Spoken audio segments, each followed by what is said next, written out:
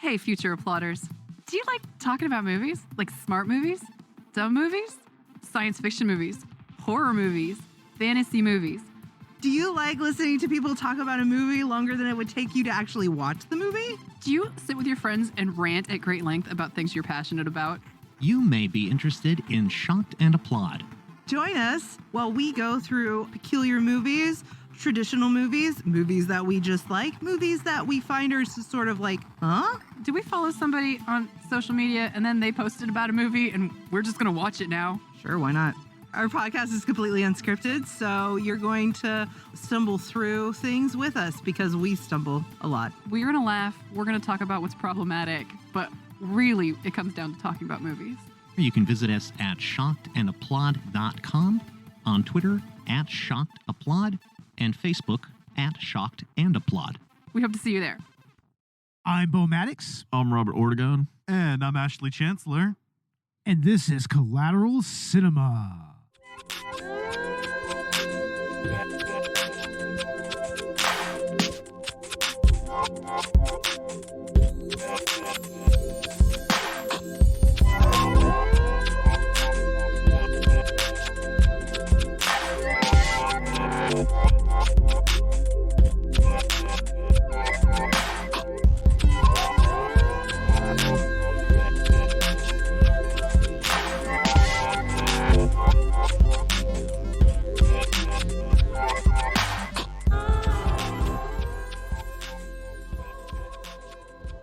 Welcome to a special anniversary episode of Collateral Cinema, the only movie podcast that matters, where we focus on good movies, bad movies, and everything else in between in the world of cinema. We are podcasting straight from somewhere in South Texas, and yes, my friends, we are a 420-friendly podcast. So whatever you have, smoke it if you've got it. And yeah, this is a celebration episode, so definitely smoke whatever you have with us. And also maybe drink a beer or two with us. So, yeah, it's our anniversary episode. We've been doing this for 6 goddamn years, man. 6 seasons. Damn. Wow, guys. Like, what do y'all think? Damn, has it been that long? I don't know. It really has. Really? Don't even know. Yeah, who knows, man? I mean, So, it's difficult to believe, right? We're in season 6, and we've done basically 5 years continuously of Collateral Cinema, which I've been a part of midway through the first season. And yeah, I mean, just kind of seeing us grow, seeing us develop into what we are today. I mean, did we hit 12,000 or? We're over 12,100 downloads at this point, I believe. Nice. Yeah. So, man, it has been a pleasure to be a part of this. It's been really just kind of one of the big passions in my life, honestly. It really has, man. I mean, it's crazy to think going all the way back to 2017. That was when I initially recorded the first pilot episode. I recorded it, of course, with Joseph Cantu. He's not on the podcast right now, obviously, but, you know, he did help launch this show. And let me tell you, I mean, that original episode, goddamn, it Foo was Fighters. Our first episode was Foo Fighters, but our pilot episode, that is the movie that we are talking about today, which is Takashi Miike's Audition, and that's right, we are still sticking with the Miike-versary theme, right? Right, and in fact, this season, because, you know, it's kind of like the 5-year mark for us since, you know, we've kind of been doing this continuously, we decided to do a 2-part Miike-versary. So this is part 1 of that. We're going over the Redux of Audition, the original pilot episode, and part 2 is going to be the Takashi Miike Ace Attorney movie, because I really want to watch that. I love the Ace Attorney video game series, so to hear that Takashi Miike, the legendary Chad himself, directed a film adaptation of that franchise, amazing, has to be seen. But yeah, I mean, I think that Takashi Miike is just, he is a Chad. There's no other way to describe it. Honestly, the dude has made how many films? He's made at this moment like over 100, well over 100 by this point. And I mean, I agree with you there. I mean, especially if you've ever really watched any of his interviews. I mean, just the way that he really explains his style and explains what he goes for in his movies. I mean, it's really interesting, like how he approaches violence, how he approaches, character development and how the characters interact with each other. And I mean, it's really interesting and fascinating to watch how, his career really moves forward from this movie, because this was very much a breakout. This is 1999. Yeah, this was a very important, pivotal year for him. I believe like he had yet to. I don't remember if he did Ichi before or after this. Yeah, Ash is looking that up right now. But I mean, this was really the movie that kind of defined, and it defined and it cemented Miike's reputation here in the States in so many ways. Yeah, and by the way, Ichi was 2001 actually, so a couple years after this. Yeah. And that's of course the movie that a lot of people remember the most, and we did an episode on that. We did a Miike-versary on that one. I mean, to be honest, Audition and Ichi the Killer seem to be the most often mentioned ones. Probably next after that is Visitor Q. Visitor Q was the movie that broke Dakota. The movie that broke Dakota. We will always bring that up to this day. That's why we don't see him anymore. Yeah, unfortunately. No. God damn it. Yeah. Oh, God damn it. We lost the McCulkin. We lost him. The McCulkin. Oh, my God. Yes, that's right. I wish we could have gotten Dakota in here for this. This would have been hilarious. I don't know. Maybe I don't know. He's squicked out by Miike's work now. Okay, so Miike-san is a visionary, or I should say Miike-sensei. Miike-sensei. Miike-sensei is a visionary, man. He's just based in every aspect of his filmmaking career. He's done the most disturbing horror shit you've ever seen. Mm-hmm. He's also just done goofy shit. He's also just done, what fucking As the Gods Will, adaptations of video games, children's movies, right? Yeah, he's done a couple of children's movies like The Great Yokai War and whatnot. So, yeah, and Talk also about range. Yeah, it's real range. He of course he even did a video game movie, like Phoenix Wright, the aforementioned Phoenix Wright movie. Oh, what, Dead or Alive also, right? Dead or Alive is amazing. Yeah. That's actually a trilogy of movies, and it is fucking awesome. Nice. Now, Robert. Yes. I mean, I should ask this of both of you. It's like, or say this to both of you, like, y'all weren't on the podcast when we did this. This was just Joseph and I. Like, So, Robert, what did you really think about when you were watching this movie? Actually, didn't know what to think in the beginning. Yeah, it kind of was a little. I thought it was just like some creepo looking for a wife. It kind of feels that way, right? Yeah, we'll get into like the more creepler elements of this. It's very some problematic stuff there. And well, like you come into this movie knowing what it is. I think all of us did, right? I mean, we knew that it was gonna be torture porn later, so it's just kind of like the build up to that. And 2/3 of the movie at least are just build up. Yeah. It really is. I mean, it actually feels more like a standard, like, just romantic drama, maybe with some comedic elements to it. Like, I guess the montage is a little silly, the audition montage. But then there's like the commentary on the male gaze, and it's like, and the way that it's inverted, because there's so many scenes here where whenever Aoyama and Asami are in the same room, it's like they're rarely ever actually speaking to each other. There's always this distance between them, even when they're close together. It's always like really inferred, but especially like whenever you see her in her initial audition, and like you only get a little glimpse of her, and then she sits down, and then there's that's one scene where the camera just kind of is behind her, and then it starts just kind of going beyond her, and then it just starts panning in on Aoyama, and he's just smitten. you know? I like all the spontaneous jump cuts. I don't know if those are intended or not, actually. A lot of them are intentional. Actually, yeah, because later on that comes in and we get those parts of the conversation that were omitted, right? Yeah. So those jump cuts, oh my God, it's finally clicking for me. That's crazy. You see what I'm talking about, Robert? Still a little weird.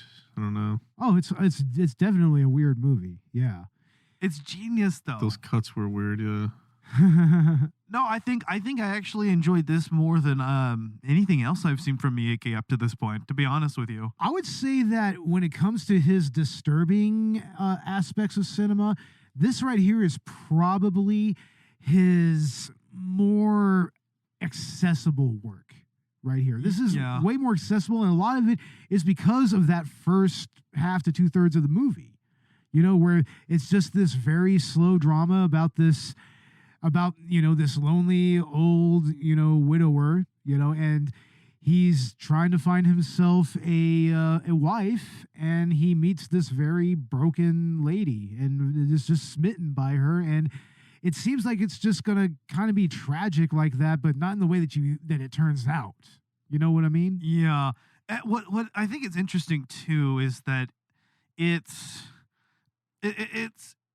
obviously fucked up what she does, but this all just sort of feels like it's an extension of the fact that it's like the position that they're in the first place, because Aoyama just has this it's this really kind of skeevy plan here. He's his son, who he actually has a wholesome relationship with. We'll talk about that later, but he recommends that Aoyama actually finally get remarried. It's been years since the wife died, whatever. And so he kind of he talks to his buddy who sets up a film audition, an audition, and they interview several girls, but he's just smitten by Asami. And I mean, he's initially smitten by her words. That's the most interesting part of it. He reads her little the little paragraph that she writes about her background and everything, and I mean, it is a compelling background. I won't lie. I can kind of see why he went for her. There's just this kind of innocence to her, sort of, but there's also still that obvious damage to her. Right. Yeah, it's interesting, right? And so you kind of, and as the movie moves on, you start to wonder about what's real and, what is a dream or a hallucination or something else. Yeah, lucid dream or something. Yeah. I mean, that's something that you brought up, Robert, a lot, was lucid dreaming. Yeah. You really think that Aoyama is kind of in control of what he is seeing, and that's maybe his way of processing what he did? I don't know. I keep thinking Inception and Vanilla Sky, Definitely. It's definitely analogous to those movies. Some sort of dream within a dream or something, right? Yeah, that's something we'll get into here in a little bit. I mean, I really have some thoughts on that. Initially, I think the most important part of this movie are the date scenes in the various restaurants. It's really, really some very interesting visual storytelling going on there, for instance, that very first date that they go to a very kind of very high-end, very hoity-toity kind of fine dining experience. That's an experience that's very light, very colorful. It's very lively. I mean, it's meant to kind of, represent, the budding of a relationship there. But initially, that's where you start to see that there are holes in their interactions with each other. You start to notice a lot of those jump cuts. And you start to notice that there's intentionally things that are being left out here, and that's especially true in that first restaurant scene, and it's interesting that the first thing that we see Aoyama from Asami's point of view at first. and he's kind of in the background. It's like there's like these shutters or something, you know. I mean, I'm not really sure what that would symbolize, but I thought that. Yeah, I noticed that. Just aesthetically speaking, that's very striking, and it also maybe it's kind of foreboding, you know, like maybe there's just something that's kind of going to slowly enclose upon him a little bit, you know, kind of like how like certain shutters are wont to do, you know, something's just closing in on him, maybe. Yeah, there's a lot of interesting imagery going on here. Just the way that the shots are done, the lighting, the colors. I mean, just all throughout. And Miike is kind of a master of that craft, you know, throughout his films, I've noticed. Exactly. And then there's the second restaurant scene. The second restaurant scene, it's not so much a restaurant, it's more like a little casual bar or something like that. I would say maybe like it's a little tapas restaurant or something. And that's where you really start to get a feel that there's something very off about the dynamics between Asami and Aoyama, because it's very obvious that Aoyama is being very selective in how he conceptualizes Asami as a person.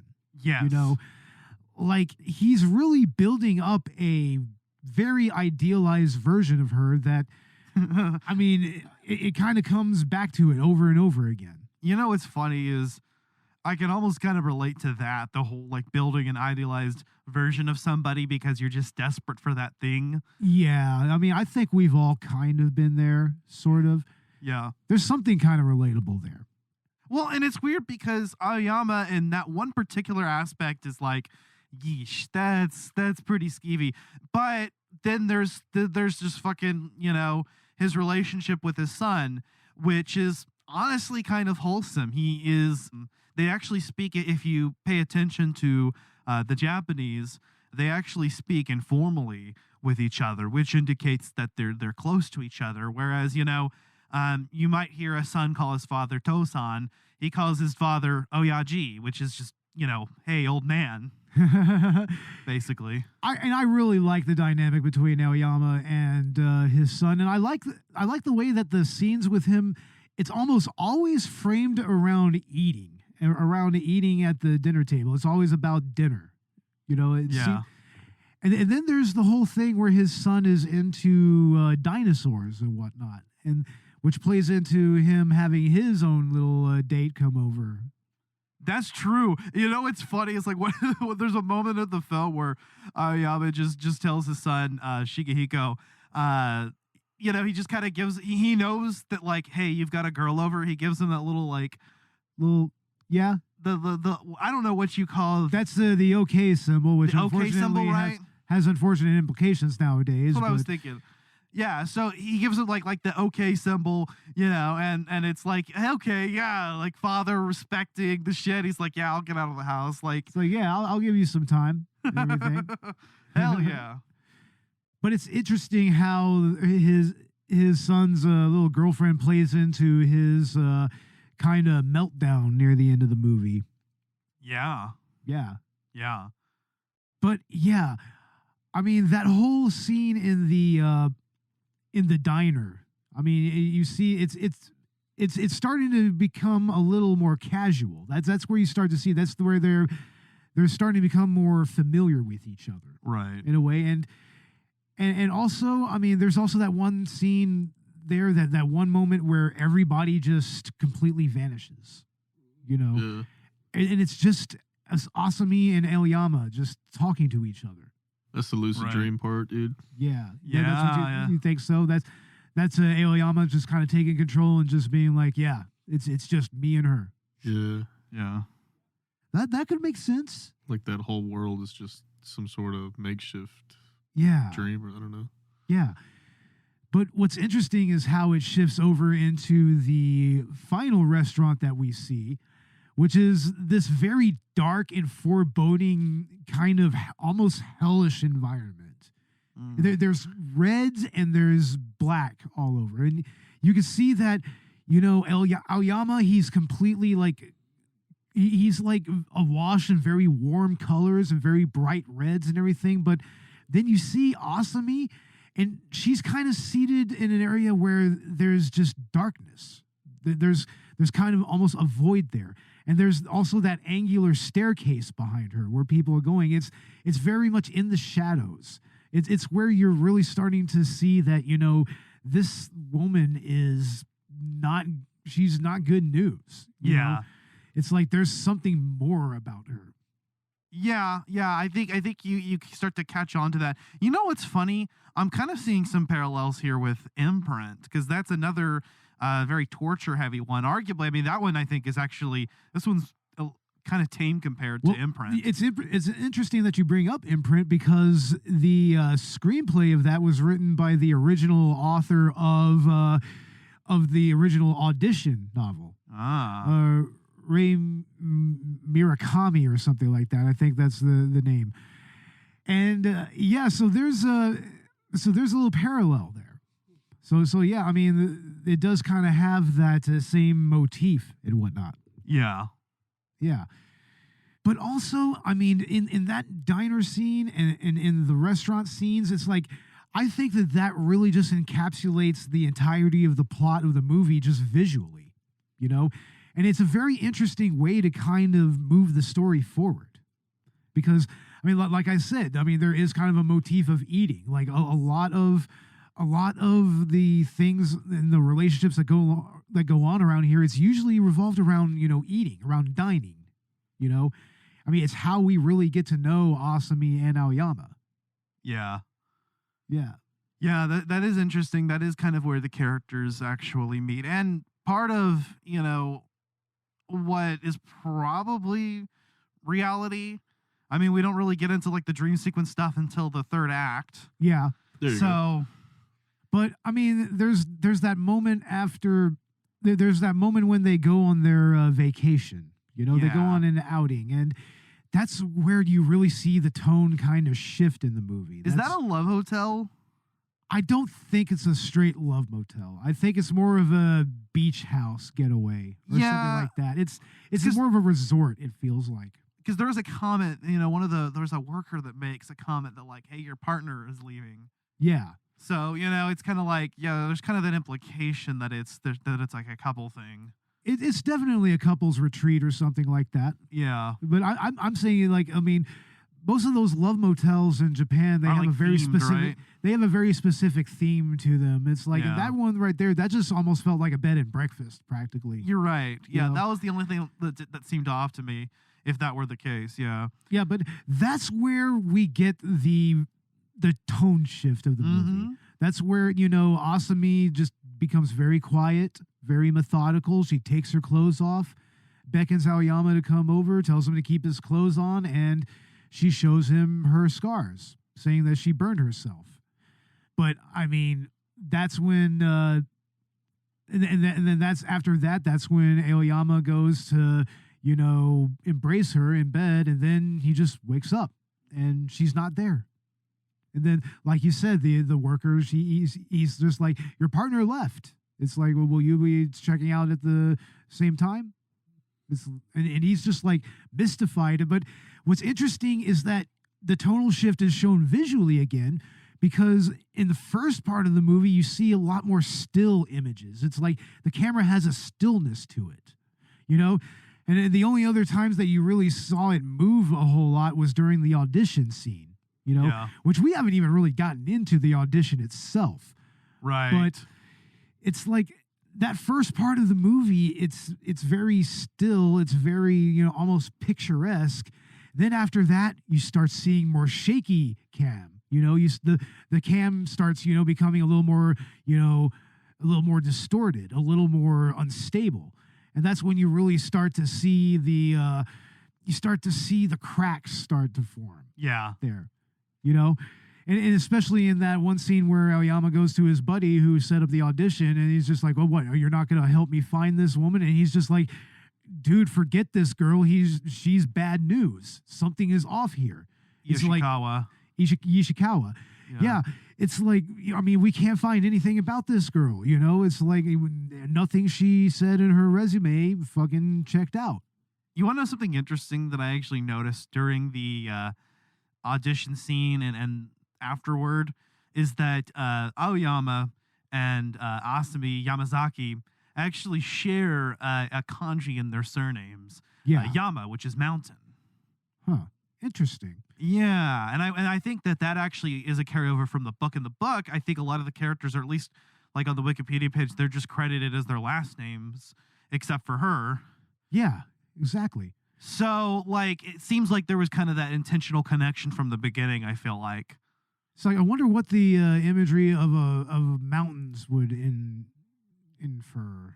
I mean, Yeah, I don't know, but wonder. it's interesting that it's in both of their names, Interesting. both of their surnames.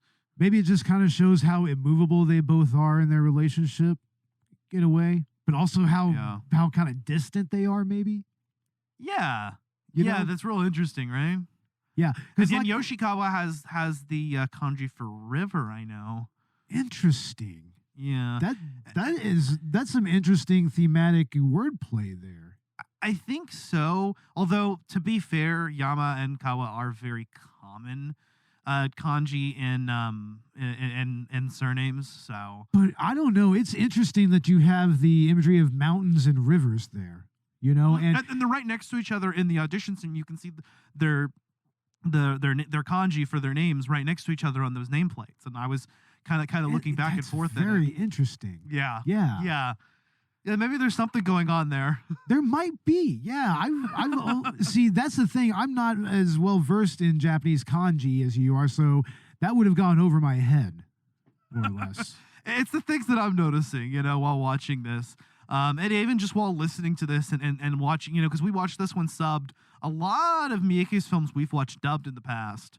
But this time we were watching it subbed, and I actually could pick up on a lot of what, the intricacies and of what they were saying. Yeah. To a degree. I mean, my Japanese is very rough, but it's a work in progress. Well, what else did y'all see visually in this movie that, kind of piqued your interest? Robert? Huh. For only seeing it once, really. I don't know. Wish we could be playing it right now, but yeah, but we were having issues with technical the TV. Yeah, we're having difficulties. technical difficulties and everything. But honestly, like, let's go ahead and get into the audition itself. Like, I mean, what did you think of that scene, Robert? where he was trying to find Yeah. like the right girl. I don't know. Huh. We get a montage of a lot of different actresses, right? Yeah. Some of them crazier than others. A little bit. a little more yeah. off the wall. Some of them or some of them just like fucking just like, okay, business as usual, Yeah, right. and drop in their clothes, and it's like, hey, man. I respect the hustle of sex workers. Hey, yeah, you gotta respect the hustle. I Gotta do respect it. the hustle, right? Yeah. But Grind. it's kind of interesting, Robert, that initially Ishikawa and Aoyama, they're filmmakers, right? They're film Yeah. producers. And that's how they get this audition going. Like, I mean, we've made some movies. Couple before. films. We made a couple of Couple films. of shorts. Like, I don't know. We never really had an audition process for anybody, but Nah, it's if audition required, really. if we did do an audition, Robert, how do you think we would go about it? Well, there needs to be at least an Tommy and a Denny Yeah, we got to get the roles down first. and a Chris R. But what would we be looking in an actor? I don't know, but I have the casting couch. Oh yeah, that's right. You do have the casting What couch. would we be looking for? Yeah, we probably more method, right? More method. I That's got what you. I'm thinking. Yeah. More realism, right? Or you could just be like Tommy, just be like, scream loud. Screen I'm gonna loud. Scream. Wind machine. We dub his voice. But yeah, I mean, the audition itself, there's all kinds of interesting women there, but you could totally see Aoyama. He's just really fucking like anticipating Asami's arrival. You know, Mhm. she's He's literally waiting. the very last one for the day. Or one of the last. One of the I think- last auditions of the day. Yeah, they mentioned there were going to be a few more, but she's near the end of the list, which actually makes sense because Yamazaki would actually be listed towards the end of a Japanese alphabet, I believe. Yeah, that if you were makes listing sense. in alphabetical order, and by the furigana, I guess. Yamazaki would be towards the end. Yeah, that makes sense. So Yeah. yeah. But yeah, Aoyama, he does a little. He kind of does like a little speech, I guess you could say, when Asami comes in, you know, or like some type of statement about, you know, her resume and everything, and it's just like he goes a little overboard there, doesn't he? Yeah. That's what he's already smitten. He's You can already, just tell. and his friend It's like- notices, and it's like, hey man, like, I don't know, this level of interest is not healthy, and I get it. I get that level of interest. I've been there before, but I wouldn't employ any of these kinds of methods. No, I mean, But it's a very different subculture, I guess. You know, it's like we kind of have this scene in the bar where Aoyama and Yoshikawa are drinking, and they're talking about how, like, you know, like Japan is doomed. Why? Because, you know, women have agency, I guess.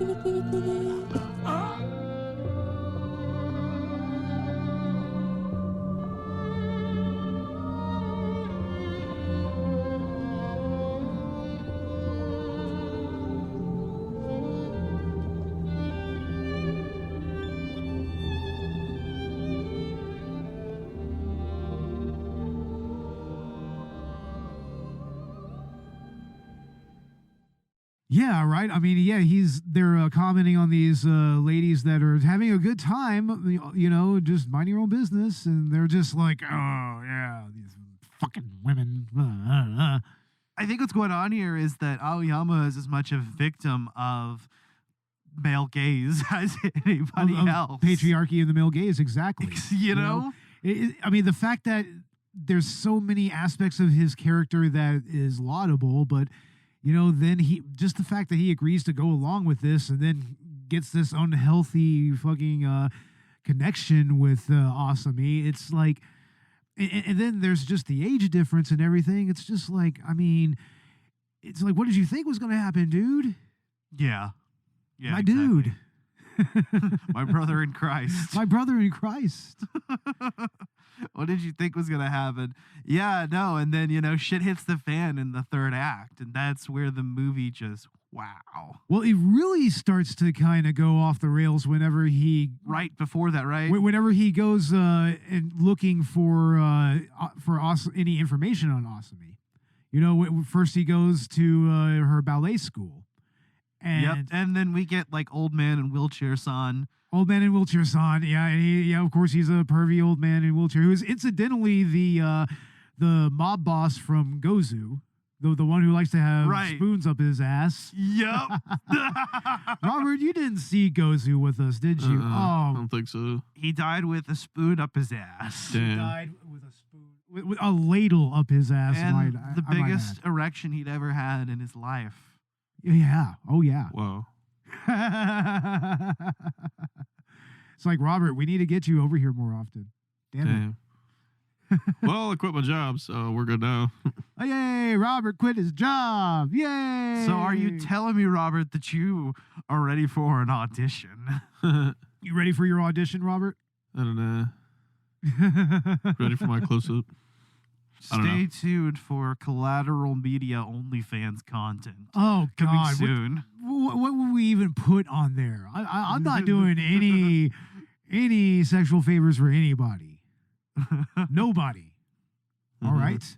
Mhm. I mean, what would we even put on our OnlyFans? We show our feet for $100. Stupid. We just have our feet in front of the camera while we're doing a podcast. $20 yeah, top. just our nasty ass fucking feet. Just be like, yeah, this is our working man's feet, right? $20 here. This a is- pop. Yep, this is our working man's feet. $20 a photo. I mean, we're talking cash here. We're talking cash American. Cold hard cash. Cold hard cash $20 American bills, bro. dollars. Cold hard crisp $20 bills. Oh man. All right, so you want to know the exact moment where the film turns into horror, right? Right. Okay. Okay. It's the scene with the bag, right? It's when the bag moves. Oh, that's that first real inclination that there's something messed up going on here. Like when that bag moves, it's just out of nowhere. It's actually a pretty masterfully done jump scare, honestly. And it's foreboding up to that point. It's like, okay, she's sitting in front of the telephone just waiting for it to ring. And then later on, you find out that there was the bar that she worked with was shut down because of a murder, and there were extra body parts found. Like, what was it? It was like, it was like 2 or 3 fingers, an ear, a tongue, and something else. I mean, I think that was it. Yeah, I know she did have a thing about cutting feet off, but that didn't turn up. Yeah, no, I mean, the feet turned up, I mean, but once you see what's in the bag, which, yeah, there's a dude in a bag, and he's pretty fucked up. Yeah. He's very messed up. Notice how all the victims have their feet cut off. And if if this is all a dream, then Aoyama has a weird thing about the feet getting cut off, and that's like his like weird manifestation of Is it like some weird Iro Guro fucking foot fetish thing? Like, or maybe it's, you know, kind of like loss of agency, not being able to move. That's probably what Miike was going for. Yeah, I mean, Or Murakami. I mean, that's a fetish somewhere, I would imagine. I'm not Tarantino was sure. involved. I don't want to even go look for it. So, Yeah, and we're not going to talk about Guro now. ooh, yeah. But no, like, yeah, and so from that point, you know, the movie, I think that's where the movie just finally goes like off the rails completely, is when the bag moves, right? It's like the first like jump scare, right? And then the movie just kind of just becomes completely different, you know, and it's a straight up horror movie. It goes after into that straight point. up horror. It Yeah, goes exactly. into the gore. It goes into the torture. The torture's not, I mean, it's pretty tame by today's standards, I guess, but, you know, there's a lot of implied pain, and I think that's, you know, that's what kind of makes you grit your teeth. And let me tell you, back then, I mean, this was before torture porn was a thing. I mean, I wouldn't call this a torture porn movie, yeah, but it definitely inspired that genre a lot. it's a precursor to like Saw, you know? I would yeah, Saw and Hostel. Yeah. Like Hostel really took a lot from this movie, honestly. Oh man. Yeah, especially with the whole rubber apron and the rubber gloves and everything. Yeah, that's definitely hostile. And having like a cadre of different weapons to use to torture. Yeah. Kitty. Yeah. And her choice of torture implements are very interesting, right? They're almost like kind of dainty and feminine in their way. It's the steel wire. The steel wire needles. and acupuncture needles. Yeah, I mean, that's another thing. That's a traditionally Asian form of medicine, right there. Medicine, but You know, if I could write Donald Trump's name in a death note, I think this is the cause of death I'd go for. really, you would go for audition death? Or Alex Jones. So Or fuck it, Tucker so Carlson. you would just write down is like dies like in Audition. Yeah. Wow, you think that would work? It's like, I mean, maybe they'll just have a heart attack because If I could picture it, then it could work, right? Oh yeah, I guess so. Say dies in the manner that Aoyama is tortured in the 1999 Takashi Miike film Audition. Wow. This is a very specific fucking thing that we're going down. It's a very specific road, Ash. What the fuck?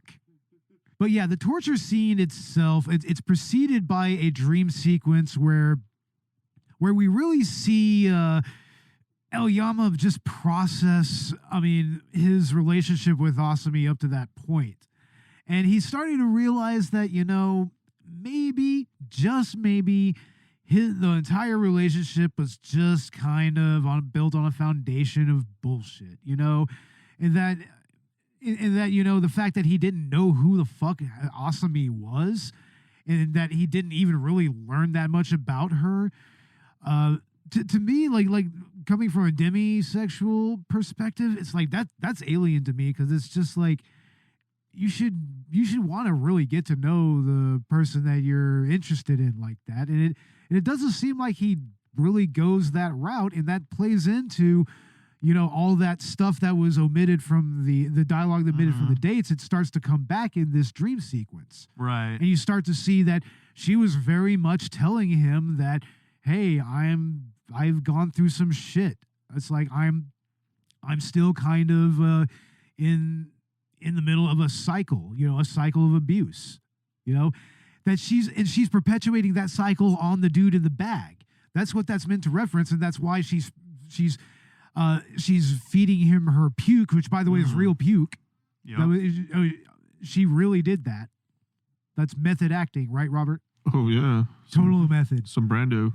I know, right? Brando would fucking puke in a bowl, wouldn't he? Yeah, He would fucking puke in a bowl. Definitely would. What about the Dean? He would too. The Dean would fucking puke in a bowl if he was in this movie. I know they'd both fling it across the room. But would they eat the puke? Like the dude in the back does? Probably fling it across the room like Tommy Wiseau. Oh, right. The puke he was eating wasn't the real puke, right? I'm No. gonna say no, but probably yes. It was pea. It was pea soup from The Exorcist. Ugh, gross. I don't know. It just looked like really rancid soy milk or something. I don't know. Baby shit. Ugh, Baby Gross. shit puke. Ugh. gross. But yeah, that's in that dream sequence. We see the restaurant scenes come up again. That once again, going back to how I feel that those are the most significant parts of the movie. It's like, and then it starts bringing up all these other women in Aoyama's life.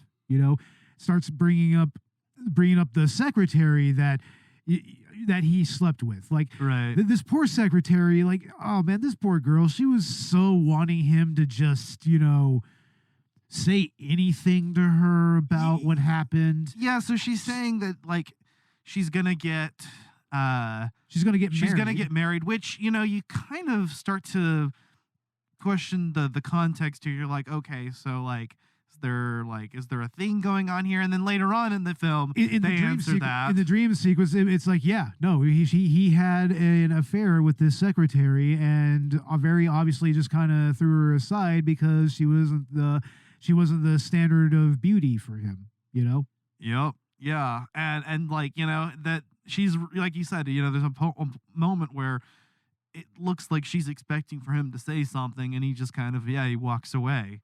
Yeah, no, yeah, or that one last moment. It's like where she's going and saying, yeah, I'm leaving, and then he's like, okay, Yeah. and then there's just that little silence there. I feel so bad for that poor girl. It's like, that once again, it shows that Aoyama is not fucking, his hands are not clean here. Right. I don't feel his hands are clean here. Like in the original episode we did on this, I was maybe a little more sympathetic to him, but not so much now. I'm just like, no, dude, you knew what you were doing. It's like you could have objected to this. It's like you could have just gone off with your secretary, and honestly, probably nobody would have really batted an eye at that point. Objection! I'm sorry, I had to.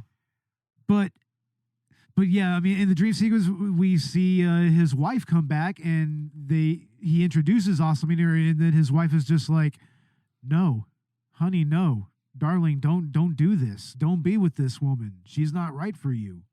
Yeah. It's like, and that's like the ultimate manifestation of his guilt over all of this, And then apparently, you're the one that basically had sold me the theory that, like, the point in the movie that you would think that seems to be presented as a false awakening is actually the dream, and the rest of what we thought was reality was a dream. What it is that there's that moment during the dream sequence where he kind of awakes. You kind of that's the false awakening you're talking about, right? Yeah, there's that's a false awakening, right? And we think that's a dream, but that's actually a real awakening. That's reality. A real awakening. Yeah, that's reality. Yeah, exactly. That's the actual reality. He's just kind of sitting there and he's kind of being like, okay, is like, and she accepts his proposal and he's like, proposal? Proposal? I didn't propose. It's like, what the fuck did I propose? What did I say?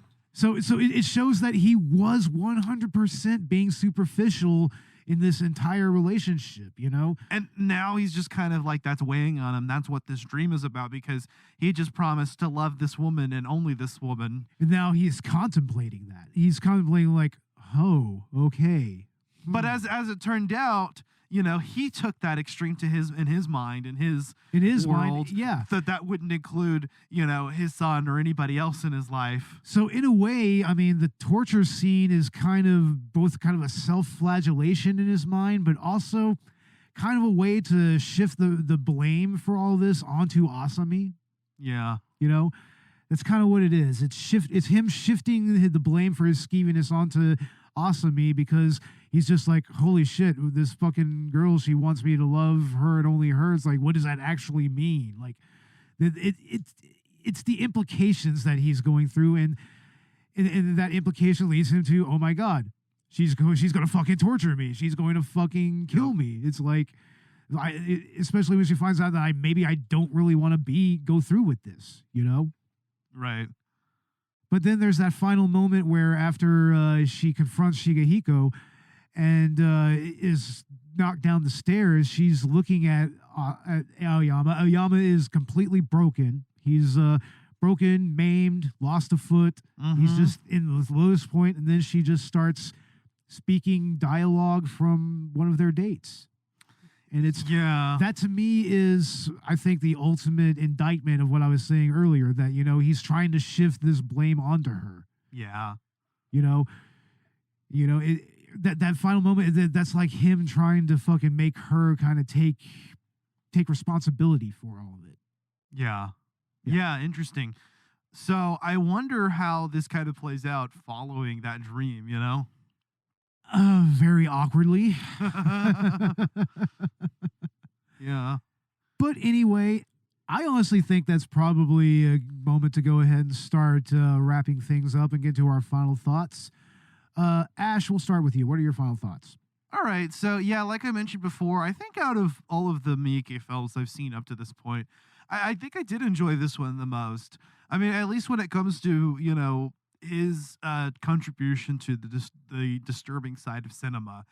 And it's not that this is more disturbing or more graphic by any means than any of his other films or anything else, but I think just in terms of writing in this genre, I love the whole structure of the movie. I love the little details. I love the ambiguity. I think it just really kind of clicked for me, and it makes sense why this is one of the Miike films that gets brought up the most. So again, you know, thank you, Miike Sensei, for your contributions. Thank you to Murakami Sensei for the original work. Yeah, definitely. Robert, what are your feelings and your thoughts on this movie? Like when you first saw it, and like, I mean, what are your final thoughts? Actually, it wasn't a bad film at all. I mean, it makes me want to go back and watch the Hostel movies. It does, right? Yeah. Because I mean, you could really see where Eli Roth took a lot of inspiration from movies like this. Yeah, and it felt very David Lynchy to me, dude. Like Lost Highway or Mulholland Drive or something. See, that's why we need to show you Gozu, dude. Because Gozu is even more Lynchian. That's his most Lynchian work yet. Holy shit. Okay. It might be between this and Gozu, actually, now that I think about it. Because you're right, Gozu was pretty fucking crazy. Gozu is insane, dude. The final 10 minutes of the movie, Robert, you'll just be like, what? What the fuck? What the fuck just happened? But yes, definitely go back and listen to our Miike-versary episode on Gozu. Wasn't it bad? I mean, right when she started torturing him and then cutting him up with the saw. I mean, the foot part felt a lot like Saul or. Yeah, honestly, I wouldn't be surprised if Saul completely just lifted that right off of the final few minutes of Audition. I would not be surprised, because there was that whole conceit in the first Saw where they had to go through their own hacking foot. the damn leg off at the end of the movie, right? To see who lives. Yeah. So yeah, but I mean, would you recommend this movie, Robert? If you hadn't seen it, I'd recommend you at least watch it once. Definitely. Yeah. But how disturbing do you think it is? Pretty freaking disturbing. Really? You really think it is?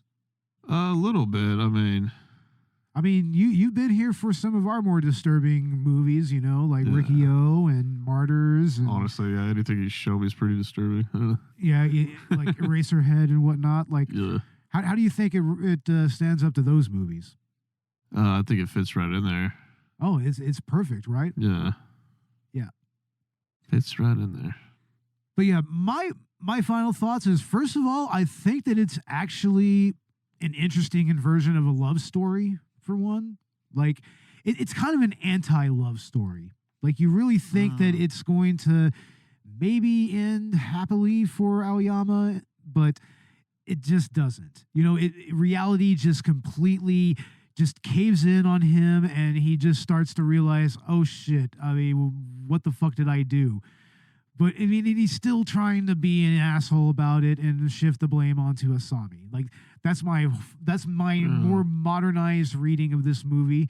Y'all can compare that to y'all can go ahead and compare that to the pilot episode, where, like I said, I was maybe a little more sympathetic towards Aoyama, but not so much here. And I don't know. It's like, I don't know if what Asami does can be seen as empowering. I'm not a woman myself, so I can't really say that. But, I can kind of get how it's kind of a response to her cycles of abuse, it's her just kind of shifting her trauma onto Aoyama, and if you take the conceit that it's Aoyama's dream, once again, that's still part of, him just trying to shift all that bullshit onto Asami. He's like, she's the one that was insistent on, that was receptive to me. She was the one who was insistent on only loving her. She's like, that it's her. It's all her shit. Yeah. And then initially, like, she bails on him, and he's just like, what the fuck? But I think that this movie is also a masterwork of visual storytelling, especially during the date scenes and everything. And yeah, the torture scene is pretty much iconic. It's iconic and it's very influential. Kitty. So yeah, it's one of my favorite Takashi Miike movies of all time. There's a reason why it was the original pilot episode for this podcast. And honestly, I'm glad that we got to come back to it. Yeah. I'm looking forward to doing Reduxes on some other of our earlier work. Redux of The Room needs to happen. I think that's going to be our 100th episode, I think, if I'm not mistaken. Our actual numbered 100th episode. Yeah. Yeah. Because we have over 148 episodes on there, but that's not all the numbered Collateral Cinema episodes. So episode 100, I should say. But all right, Ash, what's going on with Collateral Gaming? Well, this month we are doing the Ace Attorney trilogy. So we're actually going to be kind of pitching that as another collab with Collateral Cinema. And like I said before, we'll be doing part 2 of our Miike-versary special on the Takashi Miike Ace Attorney movie. Really excited to watch that because I fucking love this franchise. Can't wait to talk about the game series. Hell yeah, that's going to be awesome. Also, this month we're doing Need for Speed, which is going to be another collab because it's a video game movie. Yeah, a video game movie and a car movie. Oh, yeah. Which was picked by Robert here. Hell yeah. So, Robert, we need to hang out and play some Need for Speed games, bro. Some games. Yeah. I have the first 3 on my PlayStation Classic. So. Original games, maybe some Hot Pursuit or some Hot Pursuit. Yeah, definitely Hot Pursuit. Like that's really fun. But yeah, stay tuned for that. I think we may be doing a bonus round episode this month on Nintendo Direct, as well as talking about Metroid Prime Remastered, because I've been playing the shit out of that. And then, if possible, I would like to do an episode on the Dead Space remake, because my buddy Zach and co-host does have a PS5. I don't, but I can watch him play through SharePlay, and I feel like that for a game launch episode, that'll work. I would love to do Hogwarts Legacy, honestly, but I don't have a console, so. I don't know. You sure you want to tread into that whole shit pile?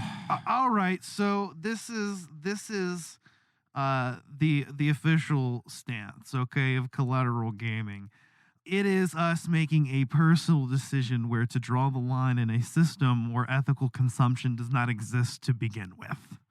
So there's no ethical consumption under capitalism, essentially. Right. So, the position of that is that this is us. This is where we're drawing our personal line. And I'm separating the art from the artist. Well, I know that there is some amount of royalties, but like I said, no I guess consumption. fair enough. Me personally, I wouldn't play it. I wouldn't play it personally. But then again, I don't really care about Harry Potter that much, and J.K. Rowling could go fuck herself. I mean, she can go fuck herself. Don't get me wrong. I agree. She can go fuck herself. She needs to shut the fuck up. Yeah. Like, honestly, she really does. Because, you're alienating your fan base. But I'm just saying, it's fair enough. There are devs that worked on it.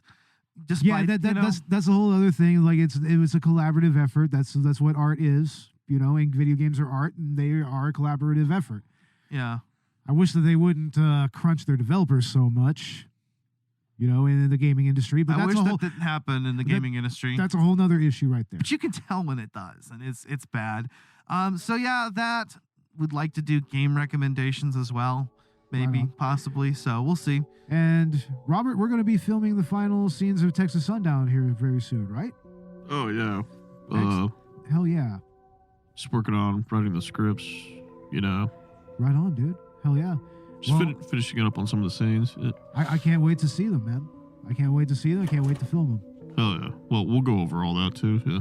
Excellent. Hell yeah.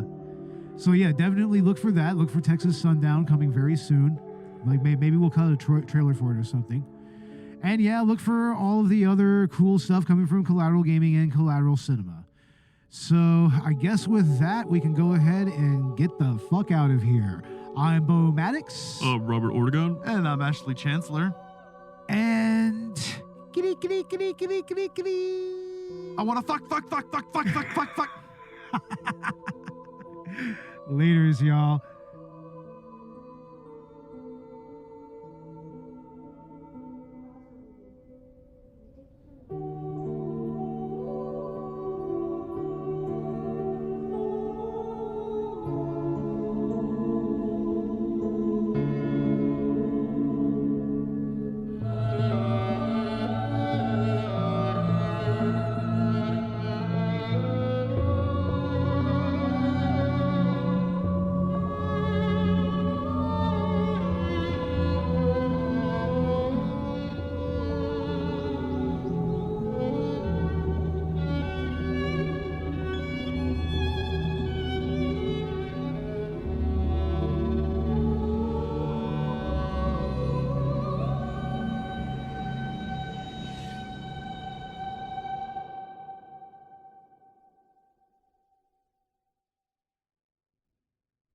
Collateral Cinema is a Collateral Media podcast. All music and movie clips are owned by their respective creators and are used for educational purposes only. Please don't sue us. We're poor.